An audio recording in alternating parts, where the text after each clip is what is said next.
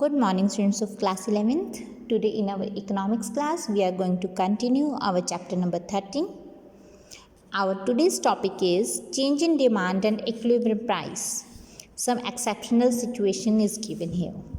Okay. There are two exceptional situations when supply of the commodity continues to be perfectly elastic. Perfectly elastic means जब commodity की जो supply है वो demand के कम या ज़्यादा होने से चेंज नहीं होती, वो इनफाइनाइट रहती है, परफेक्टली इलास्टिक रहती है। और इनइलास्टिक वो मतलब इनइलास्टिक का मीन्स है वो चेंज नहीं होगी, वो कम या ज़्यादा नहीं होगी। ठीक है, इनइलास्टिक के केस में वो सेम रहती है चाहे डिमांड बढ़े या कम हो। इसमें इलास्टिक में तो वो इनफाइनाइट रहेगी, ठीक है, इनइलास्टिक में वो सेम रहेगी। जैसे अगर 10 यूनिट सप्लाई हो रही है तो 10 ही रहेगी, जो हमने ज़्यादा प्रोडक्शन की नहीं है या फिर हमारे पास स्टॉक अवेलेबल ही नहीं है। ठीक है, so first of all the case is when supply is perfectly elastic. जब सप्लाई हमारी परफेक्टली इलास्टिक होती है उस सिचुएशन में क्या होगा, इंक्रीज और डिक्रीज इन डिमांड कमोडिटी के प्राइस पर कोई इफेक्ट नहीं डालेगा। क्यों? देखिए, ये देखिए हमारा सप्लाई कर्व है, यहाँ पर इक्विलिब्रियम प्राइस हमारा कहाँ सेट हो रहा है, ओपी पर। ठीक है, यहाँ पर हमारी डिमांड कर्व है डी। ठीक है, देखिए हमारा सप्लाई कर्व है वो इनफाइनाइट है, परफेक्टली इलास्टिक है। इट मीन्स चाहे डिमांड कुछ भी हो हमारी सप्लाई लगातार इनफाइनाइट रहेगी, बढ़ती ही रहेगी, चलती रहेगी, कोई फ़र्क नहीं पड़ता डिमांड हमारी बढ़ रही है या घट रही है। अगर हमारी डिमांड यहाँ से यहाँ पर आ जाए, शिफ्ट हो जाए, तो इक्विलिब्रियम हमारा कहाँ सेट हो जाएगा, ई से E1 पर। क्वांटिटी पहले ओ क्यू सप्लाई हो रही थी, अब कितनी हो जाएगी, ओ क्यू 1। देख रहे हैं आप लोग ध्यान से, पहले जो क्वांटिटी थी वो ओ क्यू सप्लाई हो रही थी, अब ओ क्यू 1 सप्लाई होगी, दैट्स इट। ठीक है, लेकिन सप्लाई जो हमारी आगे बढ़ती जा रही है उसी में से हमारा ये सेट हो जाएगा। तो सप्लाई के चेंज ना होने की वजह से सप्लाई पे तो कोई इफेक्ट नहीं हुआ, डिमांड के बढ़ने पर भी हमारे प्राइस पे कोई इफेक्ट नहीं पड़ेगा। सिमिलरली उसी तरीके से सप्लाई यहाँ पे इनफाइनाइट है, कितने नंबर्स ऑफ प्रोडक्ट या सर्विसेज हम सप्लाई कर रहे हैं इसकी कोई गिनती नहीं है। तो डिमांड के कम होने पर भी, ठीक है, जहाँ पर पहले ओ क्यू थी अब क्या हो जाएगी, ओ क्यू 2 हो जाएगी। ठीक है, इसमें भी प्राइस पर कोई इफेक्ट नहीं पड़ेगा। क्यों नहीं पड़ा? देखिए, इसमें एक कारण सिर्फ यही है कि हमारी सिचुएशन है उसके अंदर अगर डिमांड ज़्यादा भी होती है या कम भी होती है तो सप्लाई पर कोई फ़र्क नहीं पड़ रहा है, क्योंकि सप्लाई पहले से ही ज़्यादा चल रही है। ठीक है ना, तो अगर मान लीजिए डिमांड कम होती सप्लाई ज़्यादा होती तो हम क्या करते, प्राइस कम करके चलते। सप्लाई कम होती डिमांड ज़्यादा होती तो प्राइस ज़्यादा करके चलते। लेकिन इस सिचुएशन में तो हमारा क्या आ रहा है कि एक्सेस सप्लाई पहले से ही हो रही है, डिमांड के कम या ज़्यादा होने से फिर उस पर प्राइस पे कोई इफेक्ट नहीं पड़ेगा। अब नेक्स्ट है हमारा when supply is perfectly inelastic. जब हमारी सप्लाई इनइलास्टिक हो, इट मीन्स कि हमारी सप्लाई नहीं बढ़ेगी, ओ क्यू है ओ क्यू रहेगी, चाहे हम प्राइस कुछ भी रखें। ठीक है, स्टार्टिंग में हमारे जो प्राइसेस थे वो क्या थे, ओपी थे। ठीक है, डिमांड हमारी डी है, डी कर्व है, सप्लाई कर्व हमारा ओएस क्यूएस है। ठीक है, अब देखिए यहाँ से हमारी डिमांड इंक्रीज़ होगी, राइट शिफ्ट करते हैं जब इंक्रीज़ होती है तो डिमांड के बढ़ने से सप्लाई तो हमारी बढ़ी नहीं है, डिमांड बढ़ गई है तो प्राइसेस ऑब्वियसली हमारे अप चले जाएंगे।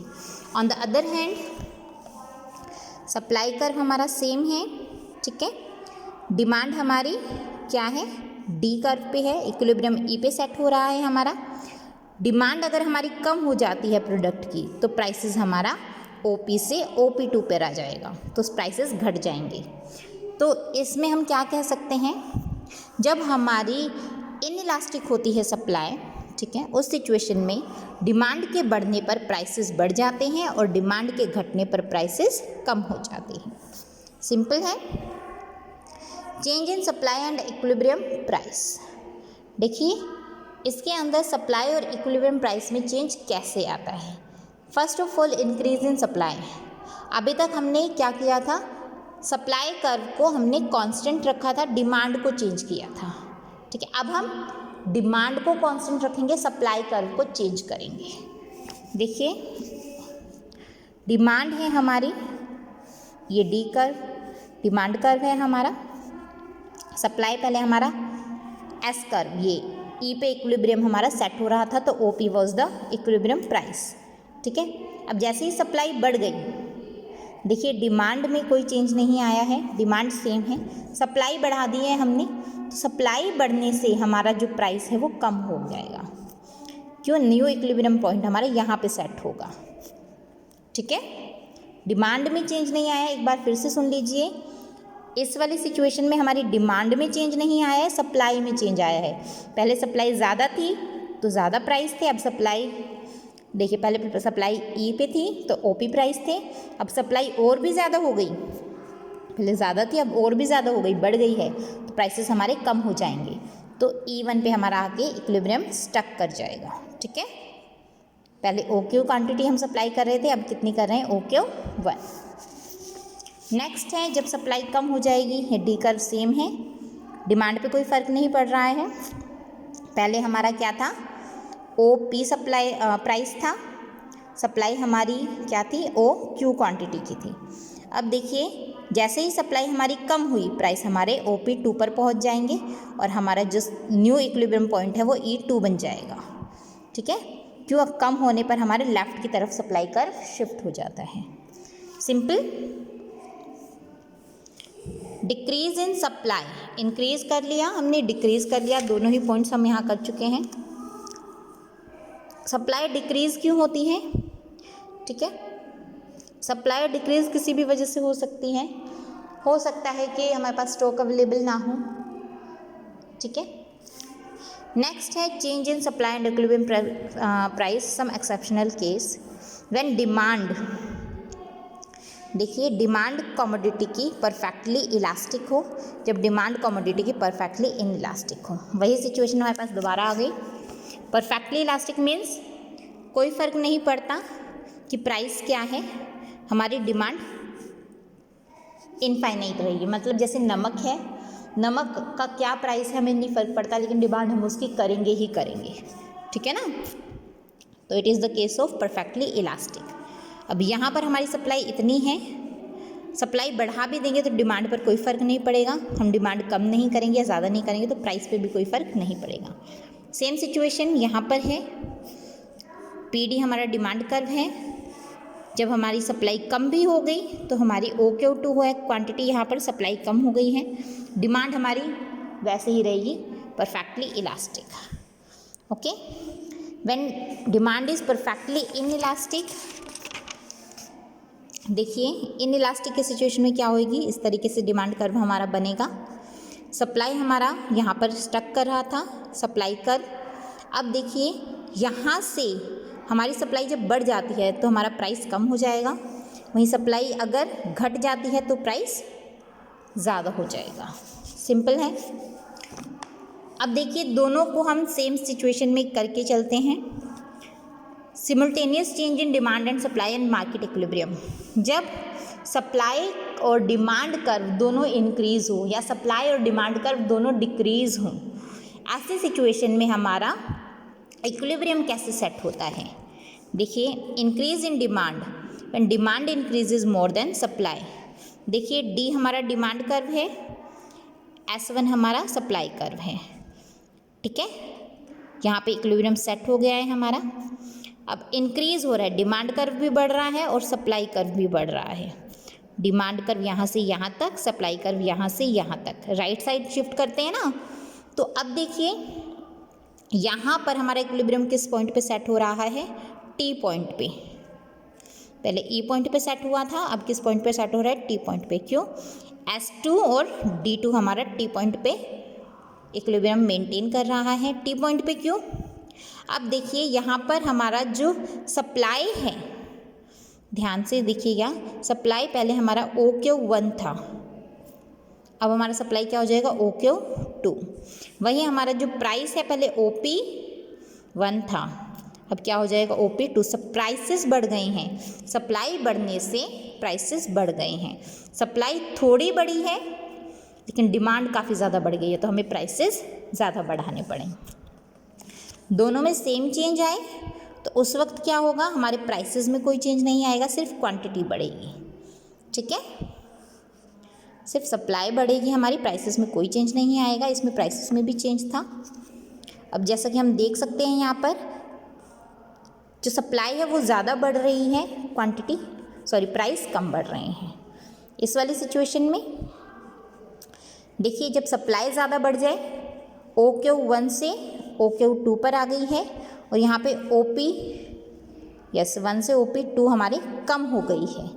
क्यों, डिमांड हमारी इतनी नहीं बढ़ी है, डिमांड भी बढ़ी है सप्लाई भी बढ़ी है, लेकिन डिमांड हमारी इतनी नहीं बढ़ी है, सप्लाई ज़्यादा बढ़ रही है। तो इस सिचुएशन में हमारे जो प्राइसेस हैं वो कम हो जाएंगे। ठीक है, जब डिमांड हमारी कम है, सप्लाई ज़्यादा है, तो क्या होता है, वही सिचुएशन आ गई ना यहाँ पर।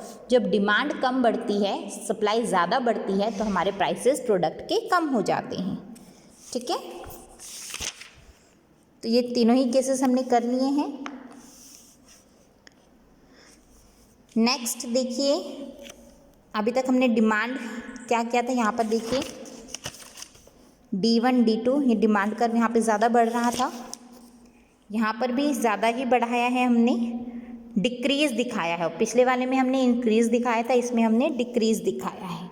ठीक है, जब डिमांड कम हो जाए, ऑपोजिट सिचुएशन हो जाएगी, प्राइसेस इसमें घट जाएंगे, इसके अंदर प्राइसेस में नो चेंज, सेम सिचुएशन, इसके अंदर प्राइसेस बढ़ जाएंगे, ऑपोजिट हो जाएगी।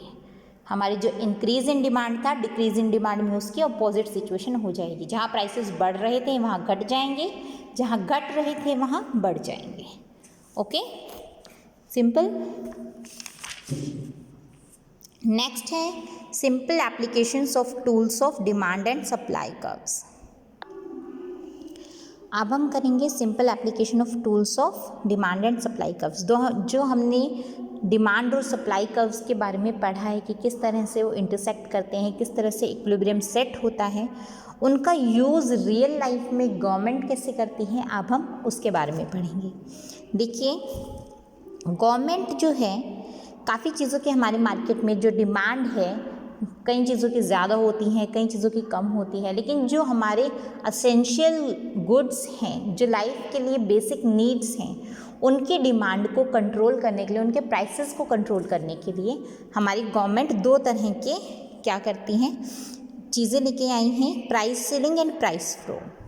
प्राइस सीलिंग क्या होता है बेटा, कॉम्पिटिटिव मार्केट के अंदर, specially in countries like ours, like India, जो डेवलपिंग कंट्रीज़ हैं, हमारे जो प्रोडक्ट्स हैं जैसे फूड ग्रेन्स हैं, लाइफ सेविंग मेडिसिन्स हैं, ये बहुत ही ज़्यादा क्या होती हैं, स्कार्स होती हैं। ठीक है, तो जब चीज़ें कम होती है, सप्लाई कम होती है, तो उसके प्राइसेस नॉर्मली हाई होते हैं। जब प्राइसेस हाई होंगे तो ऑब्वियसली जो पुअर लोग हैं, पुअर पीपल हैं, वो उन चीज़ों को ख़रीदने से क्या रह जाएंगे, वंचित रह जाएंगे। अब उन चीज़ों को वो नहीं खरीद पा रहे हैं तो वो माल न्यूट्रिशन का शिकार हो जाएंगे। ऐसी सिचुएशन ना हो, सबको जो गुड्स हैं प्रॉपर तरीके से अच्छे से डिस्ट्रीब्यूट हों, तो गवर्नमेंट क्या करती है, प्राइस सीलिंग करती है। प्राइस सीलिंग क्या होता है, it means maximum price of a commodity.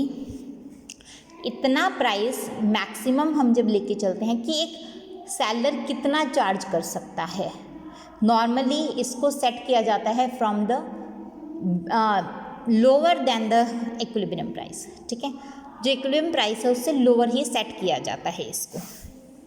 जैसे कोई एसेंशियल कमोडिटी है, मान लीजिए कोई मेडिसिन के बारे में हम यहाँ पर दे रहे हैं।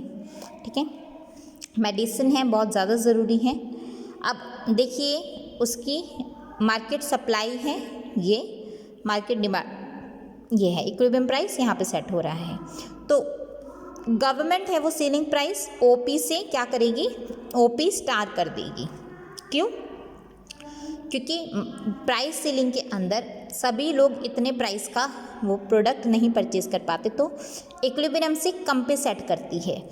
तो इस कम पे सेट होने पर क्या होगा, जो हमारी डिमांड है, मार्केट डिमांड है, वो तो OQ से OQ2 पे पहुंच जाएगी, क्यों प्राइसेस कम होने से डिमांड बढ़ती है। वहीं सप्लाई हमारी OQ से OQ1 पे आ जाएगी।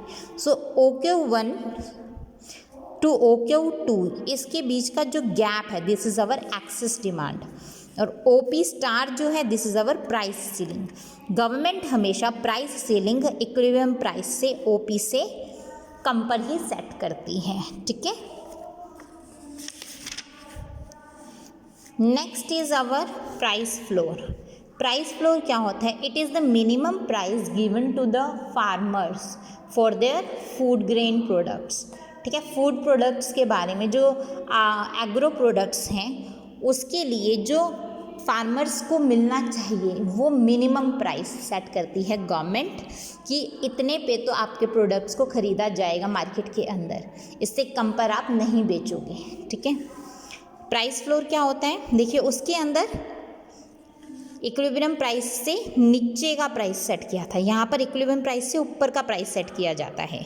जहाँ पे मार्केट डिमांड और मार्केट सप्लाई कर्व सेट होता है, उस प्राइस से OP प्राइस सेट हुआ है। OP से OP स्टार मतलब ऊपर का प्राइस दिया जाता है फ्लोर प्राइस के अंदर, ठीक है। इसके अंदर सिचुएशन क्या आएगी हमारी? इसके अंदर सिचुएशन उल्टी आएगी। उसमें एक्सेस डिमांड की सिचुएशन थी, इसमें एक्सेस सप्लाई की सिचुएशन होगी। कैसे? पहले OQ थी हमारी, देखिए अगर हम डिमांड की बात करें, पहले OQ थी, अब क्या हो गई हमारी डिमांड? OQ1। वहीं सप्लाई पहले हमारी OQ थी, अब क्या हो गई हमारी OQ2। तो सप्लाई हमारी Q1 से Q2 बढ़ गई है, ठीक है। जब हमारी एक्सेस सप्लाई होगी, जितनी मार्केट में सेल हो रही है, जो हमारे फार्मर्स हैं उनके एग्रो के प्रोडक्ट्स, उतने तो वो सेल कर देंगे मैक्सिमम प्राइस पे। जितने रह गए हैं, जितने सेल नहीं हो रहे हैं, उसको गवर्नमेंट परचेज कर लेगी और मार्केट में डिस्ट्रीब्यूट करेगी in the with the help of proper system, ठीक है। राशनिंग की दुकानें होती हैं, ठीक है, वहाँ पर लो प्राइस पे गरीब लोगों को जो ये है बफर स्टॉक है वो अवेलेबल करवाया जाता है, ठीक है। तो दिस इज़ योर चैप्टर। आपकी ये बुक बेटा पूरी हो गई है। कल से हम अपनी नेक्स्ट बुक स्टार्ट करेंगे।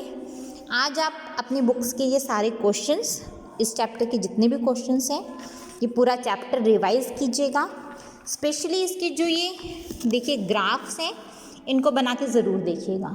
जब तक आप अपने हाथ से खुद से नहीं बनाएंगे तब तक आपको बनाने नहीं आएंगे, ठीक है। टॉपिक पढ़िए, ग्राफ खुद से रफ कॉपी में बनाइएगा पहले, उसके बाद फेयर कॉपी में मेंटेन कीजिए। Okay, so that's all for today. आज आई होप आपको पूरा चैप्टर समझ में आ गया है। कहीं भी कोई कन्फ्यूजन हो तो उसके बारे में पूछिएगा। Okay, so that's all for today. Thank you.